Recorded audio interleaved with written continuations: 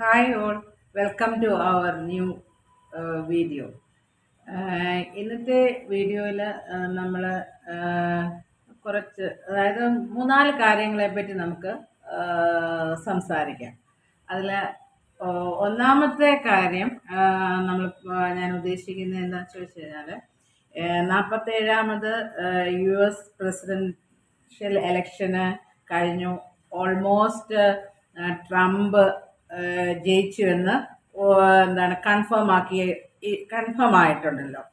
അപ്പോൾ അദ്ദേഹത്തിന് ഈ എൻ്റെ ഇത് രണ്ടാമത്തെ വരവാണല്ലോ. അപ്പോൾ ഈ രണ്ടാം വരവിലൂടെ US-നും വേൾഡിനും എങ്ങനെയായിരിക്കുമെന്ന് നമുക്കൊന്ന് പരിശോധിച്ച് നോക്കാം.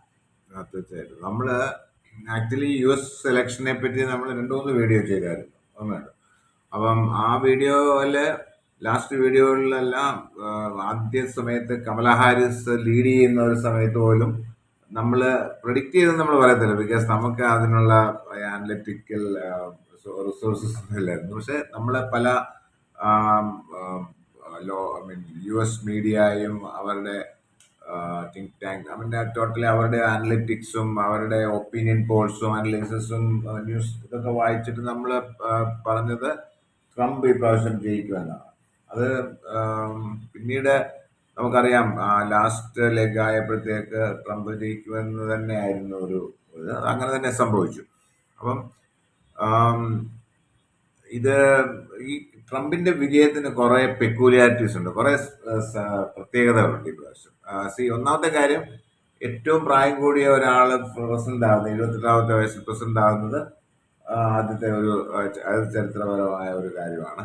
പിന്നെ ഏറ്റവും ഒരു ചരിത്രപരമായ ഒരു വരവാണ്. അതായത് ഈ ഒരു ഇലക്ഷൻ ജയിച്ച് ഒരു പ്രസിഡന്റ് ആയതിനു ശേഷം പിന്നെ ഒരു ഇലക്ഷന് നിന്ന് തോറ്റിട്ട് വീണ്ടും ഒരു ഇലക്ഷനിൽ കൂടെ തിരിച്ചു വരുന്നത് വളരെ റയറായിട്ട്, വളരെ ഒരു ചരിത്രപരമായ ഒരു സംഭവമാണ്. ഒരു ഭയങ്കര ഫൈറ്റ് ബാക്ക് ആണ്, എസ്പെഷ്യലി ഈ ഏജിൽ.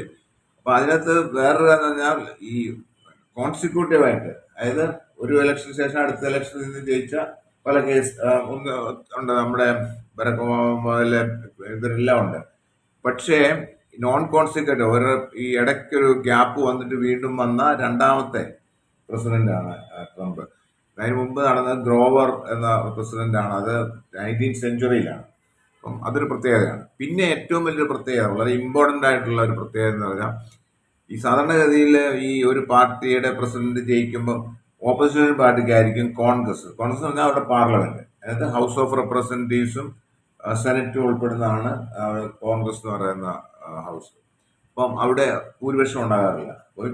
പലപ്പോഴും പല ബില്ലുകൾ പാസ്സാക്കാനും പല നിയമങ്ങൾ ഉണ്ടാക്കാനും ഒക്കെ ബുദ്ധിമുട്ടുണ്ടാകും. ഈ പ്രാവശ്യം ട്രംപിന് അറ്റ്ലീസ്റ്റ് 2 വർഷം കഴിഞ്ഞിട്ടാണ് കോൺഗ്രസിലേക്കുള്ള ഇലക്ഷൻ വരുന്നത്. അതുവരെയെങ്കിലും ഈ കോൺഗ്രസിൽ മെജോറിറ്റി ഉണ്ട്, ഇതുണ്ട്. പിന്നെ അതുപോലെ തന്നെ വളരെ റെയറായിട്ട് സംഭവിക്കുന്നതാണ് ഈ പോപ്പുലർ വോട്ടല്ല ഇലക്ഷന് വിജയെ നിശ്ചയിക്കുന്നതിന് മാനദണ്ഡമെങ്കിൽ പോലും പോപ്പുലർ വോട്ടും പിന്നെ അതേപോലെ ഈ ഇലക്ട്രോറൽ വോട്ട് ഒരേപോലെ നേടി എന്നുള്ളതാണ്.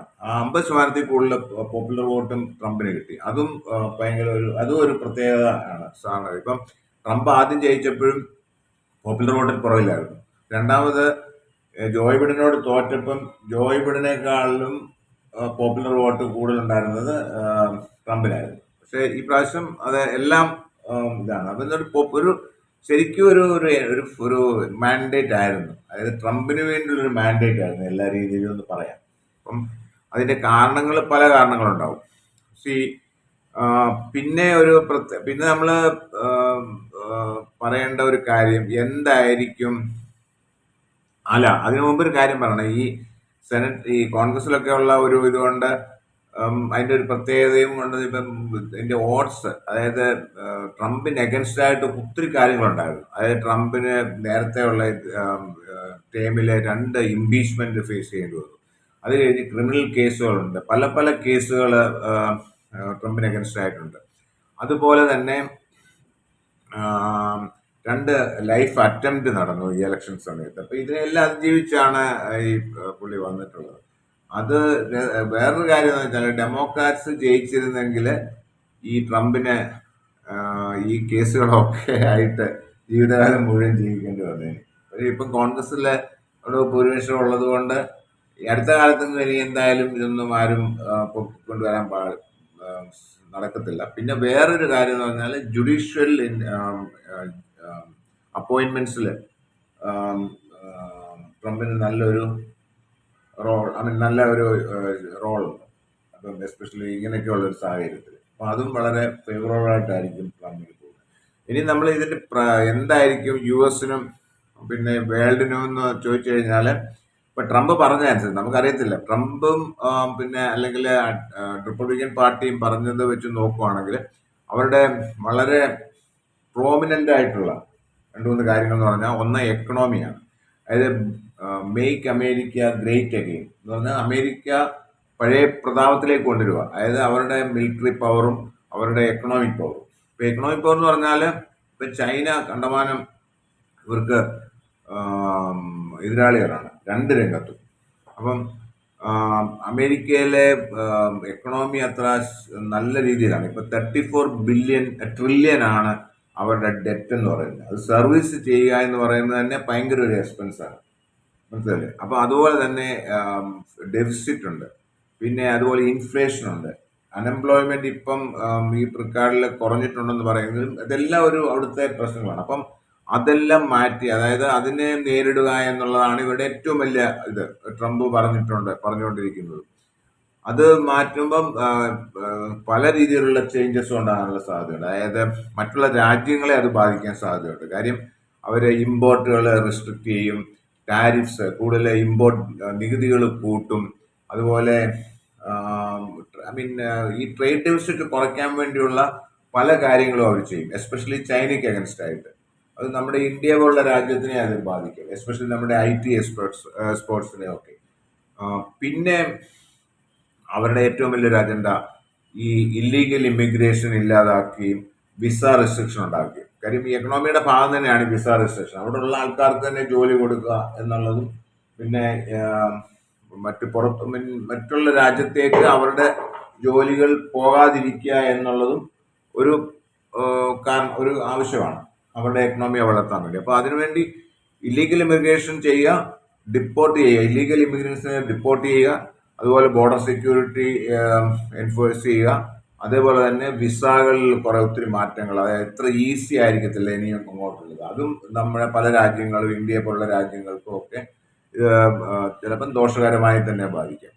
പിന്നെ ട്രംപ് പറഞ്ഞ രണ്ട് കാര്യങ്ങള് വേൾഡിനെ ഇത് ചെയ്യുന്നത് എക്കണോമി അല്ലാതെ നോക്കുവാണെങ്കിൽ, ഒന്ന് ഒരു ചൈന ഫോക്കസ്ഡ് ആയിരിക്കും ട്രംപിന്റെ ഫോറിൻ പോളിസികൾ. ചൈനയെ അവരെ നിലയ്ക്ക് നിർത്തുക എന്നുള്ളതാണ്. അതിന്റെ ഏറ്റവും വലിയ ഉദാഹരണമാണ് ഒരു ചൈന ഹോക്ക് എന്ന് പറയുന്ന ഒരു ഡിപ്ലോമ ഒരു ഒരു ഒരു ഒരു എക്സ്പേർട്ടിനെയാണ്, അതായത് മാർക്കോ പ്യൂബോ എന്ന് പറയുന്ന ആളാണ് സ്റ്റേറ്റ് സെക്രട്ടറി ഓഫ് സ്റ്റേറ്റ് ആയിട്ട് ഇപ്പം ട്രംപ് തീരുമാനിച്ചിരിക്കുന്നത്.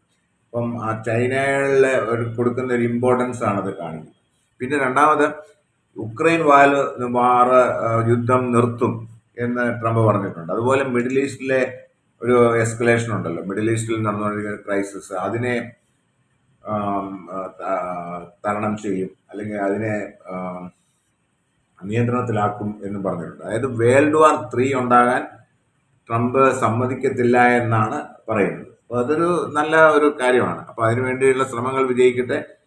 പുടിനുമായിട്ടൊക്കെ ട്രംപിന് നല്ല ബന്ധമുണ്ടെന്നാണ് പറയപ്പെടുന്നത്. അപ്പം അങ്ങനെ സംഭവിക്കണം. അപ്പം വേൾഡിൽ സമാധാനം ഉണ്ടാകട്ടെ, അവരുടെ എക്കണോമി വളരട്ടെ. ഈ അമേരിക്കയിൽ ഇപ്പം പിന്നെ ഈ 34 ട്രില്യൺ ഡെഫിസിറ്റ് ഉണ്ടെന്ന് പറയുന്നത് അമേരിക്കയെ റിസഷനിലേക്ക് തള്ളിവിടാനുള്ള ഒരു സാധ്യത പലരും പറയുന്നുണ്ട്. ഇപ്പൊ അമേരിക്ക റിസഷനിൽ പോയി കഴിഞ്ഞാൽ ലോകം മുഴുവൻ റിസഷനിലേക്ക് പോകും. അതാണ് സംഭവം. അപ്പം അതിനുള്ള എല്ലാ റെമഡികളും എല്ലാ മെഷർമെന്റും എടുക്കട്ടെ. കാര്യം ശരിക്കും പറഞ്ഞു കഴിഞ്ഞാൽ കഴിഞ്ഞ 4 വർഷത്തെ ഭരണം ഒരു പരാജയമായിരുന്നു. എസ്പെഷ്യലി അവരുടെ എക്കണോമി തകർത്തു എന്നുള്ളതാണ് ഒരു പറഞ്ഞു കഴിഞ്ഞാൽ സത്യം. വേറൊരു കാര്യം ഇതാണ്, എലൻ മസ്കും ട്രംപും ആയുള്ള ഒരു കൂട്ടുകെട്ട്, അത് വളരെ വളരെ നല്ല രീതിയിലുള്ള ഒരു കൂട്ടുകെട്ട് തന്നെയാണല്ലോ. അതിൽ വന്ന് ഈ കൂട്ടുകെട്ട് ഇത് നല്ലതായി തീരുമോ അത് ദോഷമായിട്ട് തീരുമോ? അതെ, അതൊരു നമുക്ക് ആക്ച്വലി പറഞ്ഞാൽ നമുക്കറിയില്ല. പക്ഷെ ചില കാര്യങ്ങൾ നമുക്ക് ഇപ്പം നമുക്കറിയാം. എലോൺ മസ്ക് ട്രംപിന് വേണ്ടി, ട്രംപിന്റെ വിജയത്തിന് വേണ്ടി അഹോരാത്രം പണിതിട്ടുണ്ട്. പണം ഉപയോഗിച്ച് അതായത് is the richest person in the world. So he's invested lot of money for his campaign and other things.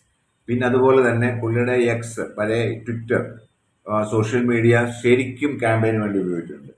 Elon മസ്കിനെ പേഴ്സണലായിട്ട് ഈ മീഡിയയിൽ കൂടെ, എക്സിൽ കൂടെ ക്യാമ്പയിൻ ചെയ്തിട്ടുണ്ടായിരുന്നു. അപ്പൊ അതൊക്കെ ഒരു ഒരു ഒരു പരിധിവരെയൊക്കെ അതൊക്കെ ട്രംപിന്റെ വിജയത്തെ ബാധിച്ചിട്ടുണ്ട്. അതുപോലെ അയാളുടെ ട്രംപിന്റെ റാലികളിലെ, ട്രംപിന്റെ ക്യാമ്പയിനുകളിലൊക്കെ ട്രംപ് എലോൺ മസ്ക് ഇതിലുണ്ടായിരുന്നു. കാര്യം ഇവരെ രണ്ടുപേരെ സംബന്ധിച്ചോളം ശരിക്കും പറഞ്ഞു കഴിഞ്ഞാൽ ഈ ഇലക്ഷൻ ട്രംപ് ജയിക്കുക എന്നുള്ളത് രണ്ടുപേർക്കും ഡുവോ ഹൈ ഡൈ ഒരു സിറ്റുവേഷൻ ആയിരുന്നു. എന്താണെന്ന് ചോദിച്ചാല് ട്രംപിന് നമ്മൾ പറഞ്ഞല്ലോ പല പല കേസുകളായിരുന്നു പുള്ളിയുടെ പേരിലുണ്ടായിരുന്നത്. അപ്പം ഡെമോക്രാസി ജയിച്ചിരുന്നെങ്കിൽ പുള്ളിയെ ജയിലിനകത്ത് കിടത്തിയനെ വരുന്നു അവര്, കമലാ ഹാരിസും മറ്റുള്ളവരും. മനസ്സിലായില്ലേ? പിന്നെ എലോൺ മസ്കിനെ അവർ ശരിക്കും ഒതുക്കിയാണ്. എലോൺ മസ്ക് ഓൾറെഡി അവർ അതിനുള്ള എല്ലാ ആയുധങ്ങളും വെച്ചുകൊണ്ടിരിക്കുകയാണ്. അതായത് സ്പേസ് എക്സ് നാഷണലൈസ് ചെയ്യുക, മറ്റുള്ള പല കമ്പനികളെയും കൂട്ടിക്കെട്ടിപ്പിക്കുക, പുള്ളിയെ ഇല്ലീഗൽ ഇമിഗ്രന്റ് ആണെന്ന് പറഞ്ഞ് അവിടുന്ന് ഡിപ്പോർട്ട് ചെയ്യുക. കാര്യം ഇല്ലീഗൽ ഇമിഗ്രൻസ് എന്ന് പറയുന്ന ഒരു വിഷയമായിരുന്നല്ലോ അവർ ഇലക്ഷനിൽ ഉപയോഗിച്ചത്. അപ്പൊ അങ്ങനെയാണെങ്കിൽ എലോൺ മസ്കിനെ തന്നെ അവർ ഇല്ലീഗൽ ഇമിഗ്രന്റ് ആയിട്ട് ഇങ്ങനെയൊക്കെയുള്ള പല കാര്യങ്ങൾ. അപ്പൊ അവരെ സംബന്ധിച്ചിടത്തോളം എലോൺ മസ്ക് എടുത്ത് ഭയങ്കര റിസ്ക് ആണ്. കാര്യം കമലാ ഹാരിസ് ജയിച്ചിരുന്നെങ്കിൽ അത് ട്രംപ് എലോൺ മസ്കിന്റെ ഒരു അന്ത്യമായിരുന്നു. അപ്പം ടേക്കൺ എ റിസ്ക് ആൻഡ് ഈ വൺ ഇറ്റ്. അയാൾ ബിസിനസ്സിലും അങ്ങനെ തന്നെയായിരുന്നു. പല ഭയങ്കര റിസ്കുകൾ എടുത്തിട്ടാണ് പുള്ളി ഇതുവരെ എത്തിയിട്ടുള്ളത്. അപ്പം പറഞ്ഞു വന്നത് ഈ ഇവർ തമ്മിലുള്ള കൂട്ടുകെട്ടിന്റെ കാര്യമാണ്. ഇപ്പൊ ഈ കൂട്ടുകെട്ട് നമ്മൾ പറഞ്ഞല്ലോ, ഈ കൂട്ടുകെട്ട് അന്യോന്യം. അപ്പൊ അതിന്റെ ഒരു ഇതായിട്ട് എലോൺ മസ്കിനെ ഈ ഡിപ്പാർട്ട്മെന്റ് ഓഫ് ഗവൺമെന്റ് എഫിഷ്യൻസി എന്ന് പറയുന്ന ഡിപ്പാർട്ട്മെന്റ്, അതൊരു അഡ്വൈസറി ഡിപ്പാർട്ട്മെന്റ് ആണ്, അല്ല അതൊരു ഒരു ഒരു സ്റ്റാറ്റ്യൂട്ടറി അല്ല.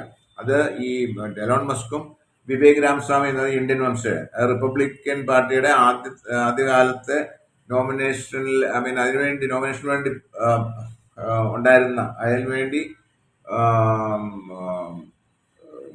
പ്രയത്നിച്ചല്ല, അതിനുവേണ്ടി നിന്ന നിന്ന ഒരാളാണ്. മനസ്സിലായില്ല? അപ്പം വിവേക് രാമസ്വാമി ഇവരും കൂടാണ് ഇത് ചെയ്യുന്നത്. അപ്പം ഈ ഡിപ്പാർട്ട്മെന്റ് ഓഫ് ഗവൺമെന്റ് എഫിഷ്യൻസി എന്ന് പറഞ്ഞാൽ ഡോജ് എന്നാണ്. ഈ ഡോജ് എന്ന് പറയുന്നത് എലോൺ മസ്ക് പ്രൊമോട്ട് ചെയ്ത ഒരു ക്രിപ്റ്റോ കോയിന്റെ പേരാണ്, ഡോജ് കോയിൻ. മനസ്സിലായില്ലേ? അപ്പൊ അതിൽ നിന്നായിരിക്കും ഈ ഡോജ് എന്ന് പറയുന്ന ഈ ഡിപ്പാർട്ട്മെന്റ് തന്നെ ഉണ്ടായിരുന്നത്. അപ്പൊ അതിന്റെ ഒരു ഉദ്ദേശം എന്താണെന്ന് വെച്ചാൽ, ഇപ്പൊ ഇതിനിടയ്ക്ക് വേറൊരു കാര്യം കൂടെ പറയാം. ഈ എലോൺ മസ്ക് ക്രിപ്റ്റോ കറൻസിയുടെ ഒരു ഭയങ്കര സപ്പോർട്ടറാണ്. ക്രിപ്റ്റോ കറൻസി കൂടുതൽ അംഗീകരിക്കപ്പെടണം, അത് കുറച്ച് മെയിൻ സ്ട്രീം ആയിരിക്കണം, അങ്ങനെയൊക്കെ ആവശ്യപ്പെടുന്ന, അങ്ങനെ അതിനെ പ്രൊമോട്ട് ചെയ്യുന്ന, അതിനെ സപ്പോർട്ട് ചെയ്യുന്ന ഒരാളാണ്. ഒരു പരിധി വരെ ട്രംപും അതിനെ സപ്പോർട്ട് ചെയ്യുന്നു. അപ്പം ക്രിപ്റ്റോ കറൻസി വരും കാലങ്ങളിൽ യു എസിൽ അത് പ്രോമിനന്റ് ആവുകയാണെങ്കിൽ മറ്റുള്ള രാജ്യങ്ങളിൽ അത് പ്രോമിനന്റ് ആവും എന്നുള്ളതാണ്. അപ്പം അത് ക്രിപ്റ്റോ കറൻസിക്ക് ഒരു നല്ല കാലം വരുമെന്നാണ് തോന്നുന്നത്. അപ്പം അതൊന്ന്. പക്ഷെ ഈ ഡിപ്പാർട്ട്മെന്റ് ഓഫ് ഗവൺമെന്റ് എഫിഷ്യൻസി എന്ന് പറയുന്നത് നല്ലൊരു സംഭവമാണ്. അതായത് ഗവൺമെന്റിന്റെ വേസ്റ്റ് കുറയ്ക്കുക, അതായത് അനാവശ്യമായ ചെലവുകൾ കുറയ്ക്കുക, അനാവശ്യമായ റെഗുലേഷൻസ് കുറയ്ക്കുക, അനാവശ്യമായ നിയമങ്ങൾ കുറയ്ക്കുക, അങ്ങനെ അത് കൂടുതൽ എഫിഷ്യന്റ് ആക്കുക, തിന്നാക്കുക. മനസ്സിലായി? ഒത്തിരി നൂലാമാലകൾ, അതായത് ബ്യൂറോക്രസിയുടെ പിടുത്തത്തിൽ നിന്നും അഡ്മിനിസ്ട്രേഷനെ മാറ്റുക. എന്നിട്ട് കൂടുതൽ കോർപ്പറേറ്റിലൊക്കെ എങ്ങനെ ചെയ്യുന്നോ കാര്യങ്ങൾ ചെയ്യുന്നു അതുപോലെ പ്രൊവിഷൻ്റെ ആക്കുക എന്നുള്ളതാണ്. അതിന് കഴിവുള്ള രണ്ടുപേരാണ്. കാര്യം വിവേക് രാമസ്വാമി എന്ന് പറയുന്ന ആള് ഒരു ആണ്. ആൻഡ് എലോൺ മസ്ക് നമുക്കറിയാം, അദ്ദേഹം റിച്ചസ്റ്റ് പേഴ്സൺ ആയെങ്കിൽ he knows how to do business. അപ്പം അങ്ങനെയുള്ളൊരു ഇതിലാണ് ഈ സംഭവം. പക്ഷെ ഇതിനകത്ത് വേറൊരു പതുങ്ങിയിരിക്കുന്ന ഒരു അപകടം നമുക്ക് എന്ന് പറഞ്ഞാല്, ഈ തരത്തില് ഇവര് ഈ റിപ്പബ്ലിക്കൻ പാർട്ടി എന്ന് പറഞ്ഞാൽ അൾട്രാ റൈറ്റ് ആണ് എന്ന് പറഞ്ഞാൽ വലതുപക്ഷ ചിന്താഗതിക്കാരാണ്. അവര് ക്യാപിറ്റലിസ്റ്റുകളെ സപ്പോർട്ട് ചെയ്യുന്ന, ആൾക്കാരാണ്. അപ്പം ഇവര് ഈ ഇതിന്റെ ഭാഗമായിട്ട് ഇനി സാധാരണക്കാരുടെ, പാവങ്ങളുടെ, പിന്നെ പല അന്നം മുട്ടിക്കുമോ എന്ന് നമുക്കറിയത്തില്ല. എന്ന് പറഞ്ഞാൽ ഈ ഫ്രീബികളെ, അവരുടെ പിന്നെ സോഷ്യൽ സെക്യൂരിറ്റി സ്കീംസ്, അവരുടെ പലപരമായ വെൽഫെയർ സ്കീംസ്, ഇതൊക്കെ നിർത്തിക്കുമോ, അത് വേസ്റ്റ് ആണെന്ന് പറഞ്ഞിട്ട് നിർത്തിക്കുമോ, അതുപോലെ തന്നെ ഈ ഭയങ്കരമായിട്ടുള്ള ജോബ് കട്ട്സ് ഗവൺമെന്റ് ഡിപ്പാർട്ട്മെന്റിൽ ഉണ്ടാക്കുമോ, അങ്ങനെ പലർക്കും ജോലി നഷ്ടപ്പെടുമോ, ഇങ്ങനെയൊക്കെയുള്ള കാര്യങ്ങൾ ഉണ്ടാകാനുള്ള സാധ്യത ഉണ്ട്. അത് നമുക്കറിയില്ല അത് അങ്ങനെ ചെയ്യുമോ എന്നുള്ള. പക്ഷെ അങ്ങനെ അവര് അവരിപ്പം എലോൺ മസ്ക് എന്ന് പറയുന്ന ആള് is very brilliant, no doubt. അയാൾ ചെയ്യുന്ന പല കാര്യങ്ങളും ഹ്യൂമാനിറ്റിക്ക്, അതായത് മനുഷ്യന് പ്രയോജനകരമായ പല കാര്യങ്ങളും ചെയ്യുന്നു എന്ന് പറഞ്ഞുകൊണ്ട് പള്ളി ഭയങ്കര ഹ്യൂമാനിറ്റി ചെയ്യുന്ന ഒരാളാണെന്ന് ഞാൻ വിശ്വസിക്കുന്നത്. എന്ന് പറഞ്ഞാൽ ഹ്യൂമാനിറ്റി നമ്മൾ പറഞ്ഞാൽ മനുഷ്യത്വം എന്ന് പറയുന്നത്, മനുഷ്യരുടെ ആവശ്യങ്ങൾക്ക് വേണ്ടിയുള്ള പല കാര്യങ്ങളും ടെക്നോളജിയിൽ കൂടെ വരുന്നെങ്കിൽ ഒരു മനുഷ്യത്വത്തെ കൂടുതൽ വലിയ വിലമതിക്കുന്ന ഒരാളാണെന്ന് ഞാൻ വിശ്വസിക്കുന്നില്ല. അപ്പം ഇപ്പൊ ആൾക്കാർക്ക് ജോലി നഷ്ടപ്പെടുക, പാവങ്ങൾക്ക് പണം ഇതില്ലാതായിരിക്കുക എന്നുള്ള കാര്യത്തെപ്പറ്റി പുള്ളി ബോധർ ചെയ്യുമോ എന്ന് എനിക്ക് അറിയത്തില്ല, എനിക്ക് സംശയമുണ്ട്. പക്ഷെ എനിവേ അങ്ങനെ ആകുന്നത്, അങ്ങനെ ഉണ്ടാകാനുള്ള ഒരു സാധ്യതയാണ് ഇതിന്റെ ഒരു നെഗറ്റീവായിട്ട് നമുക്ക് പറയുന്നത്. പിന്നെ വേറൊരു കാര്യം, അടുത്ത ഇലക്ഷന് ചിലപ്പം എലോൺ മസ്ക് മത്സരിക്കാനുള്ള സാധ്യതയുണ്ട്. അപ്പം പലരും അപ്രിയൻഷൻ ഉണ്ട്. അതായത് എലോൺ മസ്കിനെ പോലെ ഒരാള് ഒരു US പ്രസിഡന്റ് ആയി കഴിഞ്ഞാൽ എങ്ങനെയായിരിക്കും ഈ US-ന്റെയും ലോകത്തിന്റെയും ഭാവി, എന്തൊക്കെയാണ് അയാൾ ചെയ്യാൻ പാടുന്നത്. കാര്യം നമുക്കറിയാം, പുള്ളി ചിലപ്പോൾ എടുക്കുന്ന ഡിസിഷൻസ് ഒക്കെ ഭയങ്കര ഡ്രാസ്റ്റിക് ആയിരിക്കും. ഇപ്പൊ എക്സ് ഒക്കെ പുള്ളി വാങ്ങിച്ചു കഴിഞ്ഞിട്ട് ചെയ്ത അത്ര ആൾക്കാരെ ഉടനെ പിന്നെ അവിടുന്ന് പിരിച്ചുവിടുകയും ഫയർ ചെയ്യുകയും കട്ട് ചെയ്യുകയും അങ്ങനെ പലവിധമായ ഭയങ്കര ഡ്രാസ്റ്റിക് ആക്ഷൻസ് ഒക്കെ എടുക്കും. അപ്പൊ അത് ഒരു കോർപ്പറേറ്റ് ലെവലിൽ എടുക്കുന്നതും ഒരു രാജ്യതലത്തിലും, അതും US പോലുള്ള രാഷ്ട്രം, ലോകത്തെ മുഴുവൻ എന്ത് തീരുമാനങ്ങളും ലോകത്തെ മുഴുവൻ ബാധിക്കുന്ന ഒരു രാജ്യത്തിന്റെ തലവനാവുക എന്ന് പറയുന്നത് എന്താണെന്ന് അറിയത്തില്ല. പക്ഷെ പുള്ളിയുടെ പുള്ളിയുടെ വിഷൻ അനുസരിച്ചിട്ട് ഈ ഇപ്പൊ അമേരിക്കയിൽ നിന്ന് ഇന്ത്യയെ വരേണ്ട ഒരു സമയം 20 കിലോമീറ്റർ മണിക്കൂറാണെങ്കിൽ അത് 30 മിനിറ്റ് ആക്കി ചുരുക്കാനുള്ള ഇതാണ് പുള്ളി വിഭാവനം ചെയ്തുകൊണ്ടിരിക്കുന്നത്. അപ്പൊ അതൊക്കെ വളരെ ലോക ജനതയ്ക്ക് അല്ലെങ്കിൽ ലോകത്തിന് വളരെ പ്രയോജനകരമായിട്ടുള്ള കാര്യങ്ങളാണ്. പക്ഷെ അപ്പൊ ഇതിനെ ഒത്തിരി സപ്പോർട്ട് പിന്നെ ട്രംപിന്റെ അഡ്മിനിസ്ട്രേഷനിൽ നിന്ന് എലോൺ മസ്കിന് കിട്ടുമെന്നല്ല. ഇപ്പൊ ട്രംപ് ഇലക്ഷനിൽ ജയിച്ചു, അയാൾ ഒഫീഷ്യലായിട്ട് ജയിച്ചു എന്ന് പ്രഖ്യാപിക്കുന്ന December 17 ഉള്ളൂ. അപ്പം ഇവര് അതായത് ഈ പ്രസിഡന്റായി ചാർജ് എടുക്കുന്നത് January 20 പക്ഷെ ഇപ്പം തന്നെ ഓൾറെഡി പുള്ളി ഓരോ ഡിപ്പാർട്ട്മെന്റ്, ഓരോ സെക്രട്ടറിമാരെയും, ഓരോ ഡിപ്പാർട്ട്മെന്റ് തലവന്മാരെയും ഇത് ചെയ്യാൻ തുടങ്ങി. അപ്പൊ അതിനകത്ത് ഈ ട്രംപിന്റെ എന്താ പറയുന്നത്, അപ്പൊ അതാണ് ഈ എലോൺ മസ്കും ട്രംപും തമ്മിലുള്ള കൂട്ടുകെട്ടിൽ നിന്നും നമുക്ക് എന്താണ് പ്രതീക്ഷിക്കാൻ എന്നുള്ളത്. അത് നെഗറ്റീവ് ആയിരിക്കും, പോസിറ്റീവ് ആയിരിക്കോ, അല്ലെങ്കിൽ എന്തായാലും ഇതിന്റെ ഒരു മിക്സ് ആയിരിക്കും എന്ന് തന്നെയാണ് എൻ്റെ വിശ്വാസം. എനിവേ നമുക്ക് നോക്കാം, നമുക്ക് കാണാം ഇനിയുള്ള മാസങ്ങളിൽ ജനുവരിക്ക് ശേഷം എന്താണ് സംഭവിക്കുന്നത്. ഇനി അടുത്തത്, അത് US ഇലക്ഷനുമായിട്ട് ബന്ധപ്പെട്ട കാര്യമല്ല. അതായത് അഡാനിയുമായിട്ട് US-ന് എന്തെങ്കിലും പ്രശ്നമുണ്ടോ? ഈ പ്രശ്നം എന്ന് വെച്ചാല്, ഈ അഡാനിയെ അഗൻസ്റ്റ് ആയിട്ട് US ജുഡീഷ്യൽ കോർട്ട് മാത്രമല്ല, SEC എന്ന് പറഞ്ഞാൽ നമ്മുടെ സെക്യൂരിറ്റീസ് എക്സ്ചേഞ്ച് ആൻഡ് കമ്മീഷൻ എന്ന് പറയുന്നത് നമ്മുടെ സെബിയുടെ കൗണ്ടർ പാർട്ടാണ്. നമ്മുടെ ഇന്ത്യയിലെ SEBI, securities exchange board of India, അതായത് നമ്മുടെ സ്റ്റോക്ക് എക്സ്ചേഞ്ചസ്, സ്റ്റോക്ക് മാർക്കറ്റിനെ നിയന്ത്രിക്കുന്ന ബോഡി. അതുപോലെ തന്നെയാണ് അവിടെ, അത് കമ്പനികളുടെ റെഗുലേഷൻസും എല്ലാം അതിനകത്ത് വരും. അതെന്ന് പറഞ്ഞാൽ ലിസ്റ്റഡ് കമ്പനികളുടെ. അപ്പം SEC ഇവർ രണ്ടുപേരും പുറപ്പെടുവിച്ച ചാർജ് ഷീറ്റ് അഡാനിയുടെ അഡാനി ഗ്രീൻ എന്ന് പറയുന്ന കമ്പനി, അതായത് സോളാർ എനർജി പ്രൊഡ്യൂസ് ചെയ്യുന്ന കമ്പനിക്ക് അഗൻസ്റ്റ് ആയിട്ട് അറസ്റ്റ് വാറണ്ട് അല്ലെങ്കിൽ ചാർജ് ഷീറ്റ് പുറപ്പെടുവിച്ചു. അതായത് ജുഡീഷ്യൽ കോർട്ട്, SEC അതിന് അന്വേഷണം അല്ലെങ്കിൽ അത് പല കാര്യങ്ങളിലും സമൻസ് അയച്ചിട്ടുണ്ട്. എക്സ്പ്ലനേഷൻ കൊടുക്കാനൊക്കെ. അപ്പോൾ ഇവരുടെ മെയിനായിട്ടുള്ള ചാർജ് എന്താണെന്ന് ചോദിച്ചാൽ, അഡാനി കമ്പനി അവിടെ ബോണ്ട് ബോണ്ട് വിൽക്കാൻ ശ്രമിച്ചു. അത് വിൽക്കുകയും ചെയ്തു. അവൻ ഓവർ സബ്സ്ക്രൈബ് ചെയ്തു. പക്ഷേ ഈ പ്രശ്നം, ഈ ഇൻഡിക്മെന്റ്, ഈ ചാർജ് ഷീറ്റ് വന്നതിന് ശേഷം അവരത് പിൻവലിച്ചു. മനസ്സിലായില്ലേ? അപ്പം ഈ ചാർജ് ഷീറ്റ് എന്തായിരുന്നു എന്ന് ചോദിച്ചാൽ, ഒന്ന്, ഈ ഇന്ത്യയിലെ ഒഫീഷ്യൽസ്, ഗവൺമെന്റ് ഒഫീഷ്യൽസിനെ ബ്രൈബ് ചെയ്ത കമ്പനിയാണ് ഈ അഡാനി ഗ്രീൻ എന്ന് പറയുന്ന കമ്പനി. എന്നിട്ട് ആ കമ്പനി അത് മറച്ചു വെച്ചുകൊണ്ട് അവിടുന്ന് ബോണ്ട് മുഖേന അമേരിക്കൻ ഇൻവെസ്റ്റേഴ്സിൽ നിന്നും ഫിനാൻഷ്യൽ ഇൻസ്റ്റിറ്റ്യൂഷനിൽ നിന്നും പണം സമാഹരിക്കാൻ ശ്രമിച്ചു എന്നുള്ളതാണ്. അപ്പം അതുപോലെ ഈ അവിടെ പല രീതിയിലുള്ള കാര്യങ്ങളും മിസ്ലീഡ് ചെയ്യുക, മറച്ചു വെക്കുക, തെറ്റായ വിവരണം കൊടുക്കുക, ഇങ്ങനെയുള്ള പല ആരോപണങ്ങളും ചാർജ് ഷീറ്റ് വന്നിട്ടുണ്ട്. അപ്പം ഇതെന്താണ് സംഭവം എന്ന് ചോദിച്ചു കഴിഞ്ഞാൽ, നമുക്ക് പണ്ടറിയാം ഹിൻഡൻബർഗ് എന്ന് പറയുന്ന ഒരു കമ്പനി അഡാനിക്ക് അഗൻസ്റ്റ് ആയിട്ട് കുറേ അലിഗേഷൻസ് ഉണ്ടായിരുന്നു. അത് അഡാനിയുടെ ഷെൽ കമ്പനികൾ ഒത്തിരി മണി ലോണ്ടറിങ് അങ്ങനെയുള്ള ആക്ടിവിറ്റീസിൽ ചെയ്യുന്നതും, നമ്മുടെ സ്റ്റോക്ക് എക്സ്ചേഞ്ച് മാർക്കറ്റ് ചെയ്യുന്നു, പണം ഉപയോഗിച്ച് ചെയ്യുന്നു, അങ്ങനെ പല കാര്യങ്ങളും ചെയ്തു. അതിനെപ്പറ്റി അന്വേഷിക്കാൻ സെബി ചുമതലപ്പെടുത്തിയെങ്കിലും സെബി മര്യാദയ്ക്കൊന്നും അത് അന്വേഷിച്ചില്ല. അപ്പോൾ ഹിൻഡൻബർഗ് വീണ്ടും ഒരു റിപ്പോർട്ട് കൊണ്ടുവന്നു, നമുക്കറിയാം. അതായത് ഈ സെബിയുടെ ചീഫ്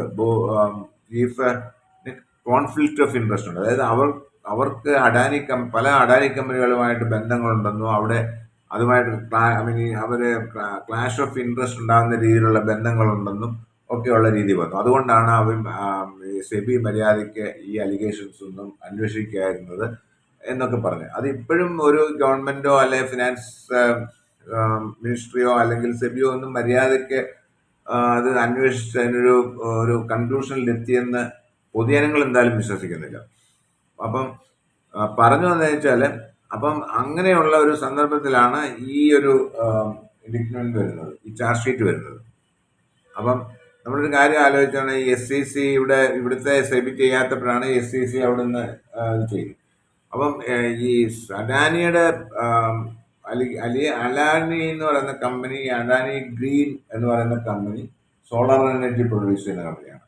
അപ്പോൾ ഈ company solar energy corporation of India എന്ന് പറയുന്ന ഒരു ഇന്ത്യൻ ഗവൺമെന്റിന്റെ എനർജി മിനിസ്ട്രിയുടെ കീഴിലുള്ള ഒരു സ്ഥാപനത്തിനാണ് ഈ സോളാർ എനർജി കൊടുക്കുന്നത്.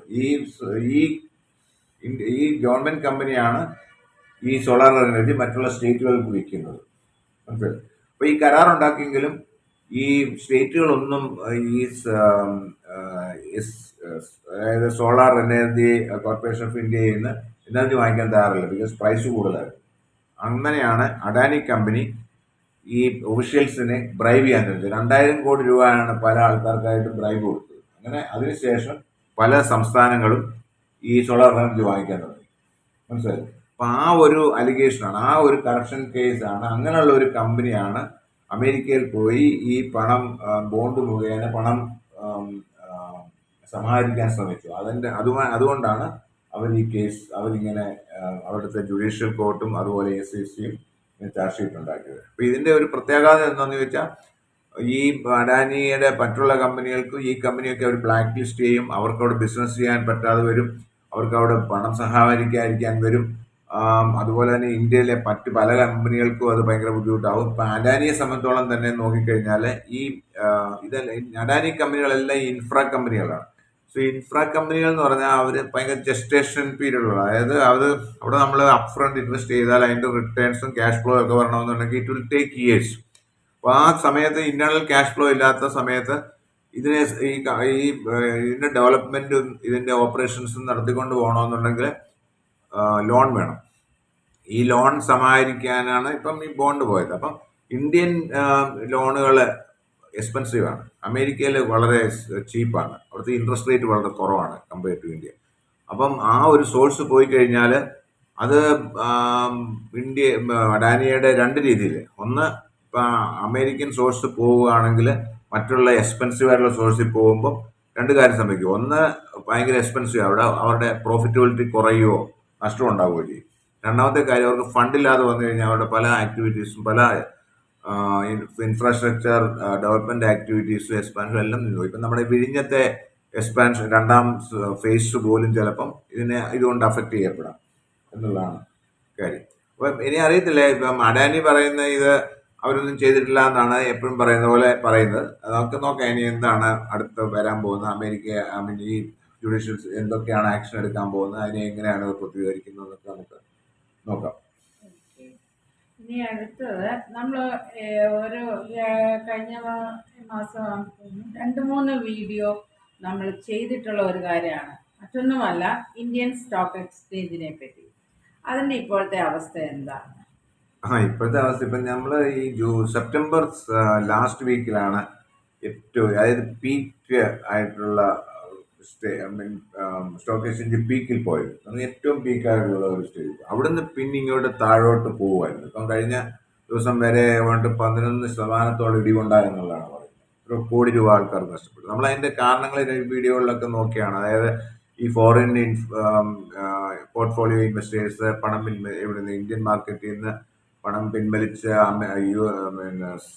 ചൈന മാർക്കറ്റിൽ ഇടുന്നതും, അതുപോലെ ക്രൂഡ് ഓയിൽ പ്രൈസ്, അതുപോലെ ഉക്രൈൻ വാർ, മിഡിൽ ഈസ്റ്റ് ക്രൈസിസ്, അതുപോലെ ഈ ഇന്ത്യൻ കമ്പനികളുടെ Q2-ലെ അണ്ടർ പെർഫോമൻസ്, ഇൻഫ്ലേഷനെ, അങ്ങനെ പല കാര്യങ്ങളും ഇതിനെ ബാധിച്ചിട്ടുണ്ട്. അപ്പം പക്ഷേ ഇതിനകത്ത് ഒരു രസം എന്ന് പറഞ്ഞാൽ, കഴിഞ്ഞ ഫ്രൈഡേ പക്ഷേ ഈ സെൻസെക്സ് ഇവിടെ 1800-2000 പോയിന്റ്സും നിഫ്റ്റി ഒരു 500+ പോയിന്റ്സും സർജ് ചെയ്തു. എന്ന് പറഞ്ഞാൽ ഒരു ബുള്ളിഷ് ട്രെൻഡായിരുന്നു.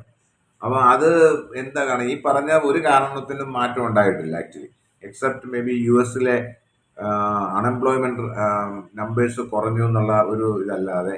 പിന്നെ അതുപോലെ തന്നെ US മാർക്കറ്റ്, ഏഷ്യൻ മാർക്കറ്റ്സ് ഒക്കെ ഈ സമയങ്ങളിൽ സർജ് ചെയ്തിരുന്നു. അപ്പോൾ അത് പിന്നെ മേജറായിട്ട് നമുക്ക് തോന്നുന്ന ഒരു കാരണം എന്ന് വെച്ചാൽ, ഈ മഹാരാഷ്ട്ര, ജാർഖണ്ഡിൽ നടക്കുന്ന ബൈ ഇലക്ഷനിൽ BJP തൂത്തുവാരുമെന്നൊരു എക്സിറ്റ് പോൾ ഉണ്ടായിരുന്നു, പല എക്സിറ്റ് പോളുകൾ ഉണ്ടായിരുന്നു. അപ്പോൾ അതായിരിക്കും ഈ സെന്റിമെന്റ്സിന്റെ കാരണമെന്ന് തോന്നുന്നു. അപ്പോൾ അതാണോ അതോ ഒരു ഫണ്ടമെന്റൽ ആയിട്ടുള്ളൊരു മാറ്റമാണോ എന്ന് നമുക്ക് അടുത്ത ആഴ്ചയിലെ സെഷൻസുകളിൽ കൂടെ മനസ്സിലാവും. അപ്പോൾ പലരും പറയുന്നത് ഈ വർഷം എൻഡ് വരെ ഇത് താഴോട്ട് തന്നെ പോകും, പിന്നെ ഒരു കറക്ഷൻ ഉണ്ടായിട്ട് പിന്നീട് തിരികെ വരുമെന്നാണ് പറയുന്നത്. അതല്ല ഇനി ഈ ബുളിഷ് ട്രെൻഡ് അങ്ങനെ തന്നെ മുന്നോട്ട് പോകുമോ എന്ന് നമുക്ക് വരുന്ന ദിവസങ്ങളിൽ കണ്ടറിയാം. ഇപ്പോൾ മഹാരാഷ്ട്രയിലും ജാർഖണ്ഡിലും അസംബ്ലി ഇലക്ഷൻ നടന്നല്ലോ. അതിൻ്റെ ഫലം എന്താണ് സൂചിപ്പിക്കുന്നത്, എന്താണ് ഇൻഡിക്കേറ്റ് ചെയ്യുന്നത്? ഇപ്പൊ ഇൻഡിക്കേറ്റ് എന്ന് പറഞ്ഞാൽ രണ്ടിടത്തും ആക്ച്വലി പറഞ്ഞു കഴിഞ്ഞാൽ അവിടെ ഭരിച്ചുകൊണ്ടിരിക്കുന്ന പാർട്ടികൾ തന്നെ വീണ്ടും അധികാരത്തിലെത്തി എന്നുള്ളതാണ്. ജാർഖണ്ഡിൽ അത് തന്നെ ചെയ്തു. അത് ഇന്ത്യ മുന്നണിയാണ്, സോറന്റെ പാർട്ടി ലീഡ് ചെയ്യുന്ന ഇന്ത്യ മുന്നണി. ഇവിടെയും അതാണെങ്കിൽ പോലും അവിടെ ഒരു ഭയങ്കര ലാൻഡ് സ്ലൈഡ് വിക്ടറി ആയിരുന്നു പണ്ടേതുപോലെ. പണ്ട് എന്താ പറഞ്ഞ BJP ഒരു സെക്കൻഡ് ഫീൽഡിൽ റൺ ചെയ്ത് അവർ ശിവസേനയായിരുന്നു. അതായത് ശിവസേന നടന്നുപോയ ഷിൻഡെയുടെ ഫാക്ഷൻ ആയിരുന്നു, ഷിൻഡെ ആയിരുന്നു ചീഫ് മിനിസ്റ്റർ. അങ്ങനെ പക്ഷെ അത് മാറി. ഇപ്പം BJPക്ക് നല്ല നമ്പറുണ്ട്. അപ്പം അവർക്ക് ഇനി അത്രയും പഴയ പോലെ മറ്റുള്ള പാർട്ടികളുടെ ബാർഗെയിൻ നിന്ന് കൊടുക്കാതെ അവർക്ക് ചീഫ് മിനിസ്റ്റർ, ഇപ്പൊ ഫെഡ്നാവിസ് തന്നെ ചീഫ് മിനിസ്റ്റർ ആകുമെന്നാണ് നമ്മൾ പറയപ്പെടുന്നത്. അപ്പൊ അവർക്ക് സ്വയമായ ഒരു ഇതുണ്ടായി. അപ്പൊ അതൊരു തിരിച്ചുവരവായിരുന്നു. കാര്യം കഴിഞ്ഞ ലോക്സഭാ ഇലക്ഷനിൽ, കഴിഞ്ഞ ലോക്സഭാ ഇലക്ഷന് 48 സീറ്റിൽ 31 സീറ്റ് ഇന്ത്യ മുന്നണി പിടിച്ചെടുത്തതാണ്. പക്ഷേ അവർക്ക് ഓവർ കോൺഫിഡൻസ് ആയിപ്പോയി. ഈ ഇന്ത്യ മുന്നണിക്ക് എപ്പോഴും സംഭവിക്കുന്നത് 2 കാര്യമാണ്. ഒന്ന് ഓവർ കോൺഫിഡൻസ്, ഏതെങ്കിലും ഒരു ഇത് ജയിച്ചു കഴിഞ്ഞാൽ പിന്നെ അവര് അതിനുവേണ്ടി പ്രയത്നിക്കത്തില്ല. അവരവിടെ സീറ്റ് മറ്റേ BJP NDA മുന്നണി അല്ലെ BJP അവിടെ ഗ്രൗണ്ട് ലെവലിൽ വർക്ക് ചെയ്തപ്പം ഇവരിങ്ങനെ ഹോട്ടലുകളിലും ഒക്കെ ആയിട്ട് ഇങ്ങനെ ചർച്ചകൾ നടത്തി, പിന്നെ സീറ്റ് വിഭജനം നടത്തി സമയം കളയുമായിരുന്നു. അവർ വിചാരിച്ചു ലോക്സഭാ ഇലക്ഷൻ അതേപോലെ തന്നെ ഇവിടെയും പ്രതിഫലിക്കുക, അതുകൊണ്ട് പ്രത്യേകിച്ചൊന്നും ചെയ്യേണ്ട ആവശ്യമില്ല. പൊളിഞ്ഞുപോയി കാര്യം. ഇവര് ഈ മറ്റു ശരത് പവാറിന്റെ പാർട്ടിയുമായിട്ടും പിന്നെ ഉദ്ധവ് താക്കറെയുടെ ശിവസേന പാർട്ടിയുമായിട്ടൊക്കെ ഒരു പ്രോപ്പറായിട്ട് അവര് സീറ്റ് വിഭജനത്തിലൊന്നും ഒരു ശരിക്കും ഒരു ഇതിലെത്തിയില്ല. ആവശ്യത്തിൽ കൂടുതൽ സീറ്റ് കൊടുക്കുകയും അറിയിക്കാത്ത സീറ്റുകൾ കൊടുക്കുക, അങ്ങനെയൊക്കെ ചെയ്ത് ശരിക്കും പറഞ്ഞാൽ പ്രവർത്തിക്കാതെ പോയതാണ്. ഇത് ഓവർ കോൺഫിഡൻസ് ഉണ്ട്. ഇത് തന്നെയാണ് മറ്റുള്ള പല സംസ്ഥാനങ്ങളും ഇപ്പൊ ഹരിയാനയിൽ ഇത് വന്നത്, ഇത് പല സംസ്ഥാനങ്ങളിലും ഇന്ത്യ മുന്നണിക്ക് പറ്റുന്നത് അവരുടെ ചിലപ്പം തോന്നുന്ന അഹങ്കാരം കൊണ്ടാണ്, ചിലപ്പം തോന്നും വിവരമില്ലായ്മ കൊണ്ടാണ്, ചിലപ്പം തോന്നും തോന്നിവാസം കൊണ്ടാണ്.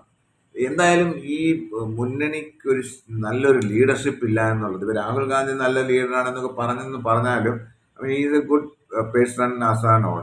പക്ഷെ ഒരു സ്ട്രാറ്റജിസ്റ്റ് ആണോ, കറക്റ്റായിട്ടുള്ള ഡിസിഷൻ എടുക്കാൻ പറ്റുന്ന ഒരാളാണോ, എന്ത് ഡിസിഷൻ അങ്ങനെ ഒരാളാണോ എന്ന് എനിക്കിപ്പോൾ സംശയം തോന്നുന്നു. അങ്ങനെ ഒരാൾ വേണം, നല്ല പ്രോപ്പർ എന്ത് ഡിസിഷൻ എപ്പോൾ എടുക്കണം, ഏത് സ്ട്രാറ്റജിസ്റ്റ് ഉണ്ടാകണം. അങ്ങനെ ഒരു ഇതില്ലാത്തതിൻ്റെ ബുദ്ധിമുട്ടാണ് ഈ ഇന്ത്യ പാർട്ടിയിൽ അവർ തമ്മിൽ തന്നെ ഒരു ഇതില്ലാത്തതും ഇങ്ങനെ ഉണ്ടാകുന്നത്. ഇനിവേ ഇത് ബി ജെ പിക്ക് കൂടുതലൂടെ ഊർജം കൊടുക്കുകയാണ്. ഇപ്പൊ ഈ ഇന്ത്യ ഇങ്ങനെ പോയി കഴിഞ്ഞാൽ ഇവര് ഈ പറഞ്ഞ പോലെ ഈ കഴിഞ്ഞ ഇലക്ഷനിൽ, കഴിഞ്ഞ ലോക്സഭാ ഇലക്ഷനിൽ അവർക്ക് സെറ്റ് ബാക്ക് ഉണ്ടെങ്കിലും അവരിപ്പം തിരിച്ചു വരികയാണ്. സോ അവരിപ്പം ഈ വാക്കഫ് ബോർഡിന്റെ ആ റൂള് മാറ്റാം, അത് പിന്നെ ആവശ്യമുള്ള കാര്യമാണ്. ഈ വാക്കഫ് ബോർഡ് എന്ന് പറയുന്നത് എനിക്കറിയത്തില്ല, അത് എന്തൊരു ഒരു ലോജിക്ക് ഇല്ലാത്തൊരു സംഭവമാണ്. അതായത് ഒരു സ്വഭാവത്തിൽ വഖഫ് ബോർഡ് വന്ന് പറയുക ഈ സ്ഥലം ഞങ്ങളുടെ ആണെന്ന് പറഞ്ഞു കഴിഞ്ഞാൽ അത് അവർക്ക് കൊടുക്കുന്നെന്ന് പറയുന്ന പോലുള്ളൊരു റൂളാണ്. അതൊക്കെ ഒരു അനാവശ്യമായിട്ടുള്ള. പിന്നെ അവർ ഈ ഇല്ലീഗൽ ഇമിഗ്രേഷൻ്റെ കാര്യം, പിന്നെ പല കാര്യങ്ങളും എനിക്ക് തോന്നുന്നു ഈ മഹാരാഷ്ട്രയിലെ ബോംബെയിലെ ധാരാവി ഇനിയിപ്പം അഡാനിക്ക് അവർ അടിയറവ് പറയും. ഇതൊക്കെയാണ് സംഭവിക്കാൻ പോകുന്നത്. ഇപ്പം നമ്മുടെ ഓക്കെ, ഇനി ഒരു ഒറ്റ കാര്യം കൂടെ പറഞ്ഞിട്ട് നമുക്ക് ഇന്നത്തെ വീഡിയോ വൈൻഡപ്പ് ചെയ്യാം. അത് മറ്റൊന്നുമല്ല, പല പ്രാവശ്യം നമ്മൾ അദ്ദേഹത്തെ പറ്റി 1-2 വീഡിയോ ഇട്ടിട്ടുണ്ട്. മറ്റൊന്നുമല്ല, ക്രിക്കറ്റിലെ സഞ്ജു സാംസനെ പറ്റിയാണ്. അതെ അതെ, സഞ്ജു സാംസ് അദ്ദേഹത്തെ പറ്റി ഇപ്പോഴത്തെ അയാളുടെ പുള്ളിക്കാരന്റെ അവസ്ഥകൾ എന്തെല്ലാമാണ്. സഞ്ജു സാംസൺ 2 എന്നാണ് ഇപ്പോൾ ആൾക്കാർ പറയുന്നത്. സഞ്ജു സാംസൺ ഈ പറഞ്ഞ പോലെ കഴിഞ്ഞ കുറേ വർഷങ്ങളായിട്ടുണ്ടെങ്കിലും പുള്ളിക്ക് ശരിക്കും പ്രോപ്പറായിട്ടുള്ള ടൈം ഓപ്പർച്യൂണിറ്റി കൊടുത്തിട്ടില്ല. ഏതെങ്കിലും ഒരു മത്സരത്തിൽ വീടും ഒന്നിൽ ഇപ്പം വയൽഡ് കപ്പിൽ എടുത്തിട്ട് പുള്ളി കളിപ്പിച്ചില്ല, എന്നിട്ട് ബെഞ്ചിലിരിക്കുമായിരുന്നു. എന്നിട്ട് ഏതെങ്കിലും ഒരു മാച്ചിലെടുക്കും, ഒരു കളി കളിപ്പിക്കും, ആ കളിയിൽ സ്കോർ ചെയ്തില്ലെങ്കിൽ പിന്നെ എടുത്ത് കളയും, പിന്നെ കുറേ വർഷത്തേക്ക് എടുക്കത്തില്ല. അങ്ങനെ കഴിഞ്ഞ 10 വർഷമായിട്ട് പുള്ളിയെ ഇവരിട്ട് അങ്ങോട്ടും ഇങ്ങോട്ടും അമ്മാനമാടുമായിരുന്നു, കാര്യം ഒരു പ്രോപ്പർ ഇത് കൊടുക്കാൻ. ഈ കഴിഞ്ഞ ഗൗതം ഗംഭീർ കോച്ചായതിനു ശേഷം, പിന്നെ T20യുടെ ക്യാപ്റ്റൻ സൂര്യകുമാർ ആയതിനു ശേഷം ഇപ്പം ഇപ്പം നോക്കിക്കഴിഞ്ഞാൽ അടുത്ത സമയങ്ങളിൽ സൗത്ത് ആഫ്രിക്കയ്ക്ക് അനുസരിച്ചായിട്ട് ODIയിൽ സെഞ്ചുറി കിട്ടി. അത് കഴിഞ്ഞ് ബംഗ്ലാദേശിന് ODI ഇത് കിട്ടി. പിന്നെ അത് കഴിഞ്ഞിട്ട് ഇപ്പം സൗത്ത് ആഫ്രിക്കയ്ക്ക് അനുസരിച്ചായിട്ട് ആദ്യം മാച്ചിൽ സെഞ്ചുറി അടിച്ചു. പിന്നെ 2 ഡെക്കായി. അപ്പോഴത്തേക്ക് ആൾക്കാർ വീണ്ടും വെള്ളം തുടങ്ങി. പിന്നെ അത് കഴിഞ്ഞ് വീണ്ടും ഒരു സെഞ്ചുറി കൂടെ അടിച്ചു. അപ്പം കഴിഞ്ഞ വർഷം ഇപ്പം അതുപോലെ തന്നെ ഇപ്പം സ്മാറ്റ് സെയ്ദ് മുഷ്താഖ് അലി ഖാൻ ട്രോഫി അതായത് ഡൊമസ്റ്റിക് ക്രിക്കറ്റിൽ 75 റൺസ് ഇപ്പം എടുത്തു. കേരളത്തെ ജയിപ്പിച്ചു സർവീസിനെ അനുസരിച്ചായിട്ട്. അപ്പം അങ്ങനെ is doing great job actually. ഇപ്പം കഴിഞ്ഞ 2024 അതായത് 3 സെഞ്ചുറി ഇതുവരെ T20യിൽ അടിച്ചിട്ടുള്ള, ഒരു വർഷത്തിൽ അടിച്ചിട്ടുള്ള ആദ്യത്തെ ആളാണ്. അതുപോലെ ഏറ്റവും കൂടുതൽ റൺസ് ഈ കഴിഞ്ഞ 2024 അടിച്ചത് സഞ്ജു സാംസൺ. അങ്ങനെ പല ഇതുണ്ട്. പക്ഷെ ഇനിയെങ്കിലും പുള്ളിക്ക് ഇവര് അവസരങ്ങൾ കൊടുക്കുമെന്നും, അതായത് എടുത്ത് ഒരു കളിയിലോ 2 കളിയിലോ പിന്നെ ഇത് ചെയ്യുമ്പോഴത്തേക്ക് ഇപ്പം 2 ഡെക്കായിട്ട് അവർ വീണ്ടും കൊടുത്തു. അതുപോലുള്ള അവസരങ്ങൾ കൊടുത്തിരുന്നെങ്കിൽ would have been match winning player. നമ്മൾ കണ്ടതാണ്, he could win matches for the country. So അദ്ദേഹത്തിന്റെ ഫാദർ കുറെ കാര്യങ്ങളൊക്കെ പറഞ്ഞു, അത് അനവസരത്തിലായി പോയെന്ന് പറഞ്ഞാലും സത്യമാണ്. ശരിക്കും പറഞ്ഞാൽ അയാളുടെ 10 വർഷം ഇവരെല്ലാം കൂടെ നശിപ്പിക്കുമായിരുന്നു, അവരുടെ സെൽഫിഷ്നെസ്സിന്റെ, അവരുടെ നിലനിൽപ്പിന് വേണ്ടി, അവരുടെ ഇഷ്ടക്കാർക്ക് വേണ്ടി. ഓക്കെ, ഇനിയെങ്കിലും ബാക്കിയുള്ള വർഷം, ഇപ്പം 30 വയസ്സായി, is 30, may be another 3, 4, 5 years you can play. So ആ വർഷങ്ങളിലെങ്കിലും നന്നായിട്ട് കളിക്കട്ടെ എന്ന് നമുക്ക് ആശംസിക്കാം. ഇന്നത്തെ ഈ വീഡിയോ കണ്ടവർക്ക് എല്ലാവർക്കും ഞങ്ങൾ നന്ദി പറയുന്നു. ഞങ്ങൾ വേറെ ഒരു വീഡിയോയുമായിട്ട് താമസിക്കാതെ നിങ്ങളുടെ അടുക്കൽ എത്തുന്നതായിരിക്കും. അതുവരെ ബൈ, ടേക്ക് കെയർ. ആണ് എന്താണ് മാർസിൽ പിന്നെ സസ്റ്റൈനബിൾ കോളനി സ്ഥാപിക്കുക എന്നുള്ളത്. അപ്പം അതിനുവേണ്ടി പുള്ളി, അതിനാണ് സ്പേസ് എക്സ് എന്ന് പറയുന്ന ഇത് നടത്തുന്നത്. ഇത് അപ്പോൾ അവിടെ Inter planetary movements transport I mean ഇതിനു വേണ്ടി അത് ഭയങ്കര റീയൂസബിൾ ആയിട്ട് ചെയ്യുക, അതായത് വളരെ ചീപ്പായിട്ട് പോവുക, അങ്ങനെയൊക്കെയാണ്. അതിപ്പോൾ ഓൾറെഡി പരിശ്രമം നടത്തിക്കൊണ്ടിരിക്കുകയാണ്. പക്ഷേ ഈ സംരംഭങ്ങളെ ഒക്കെ ട്രംപ് ഇത്തിരി സപ്പോർട്ട് ചെയ്യുന്നുണ്ടോ?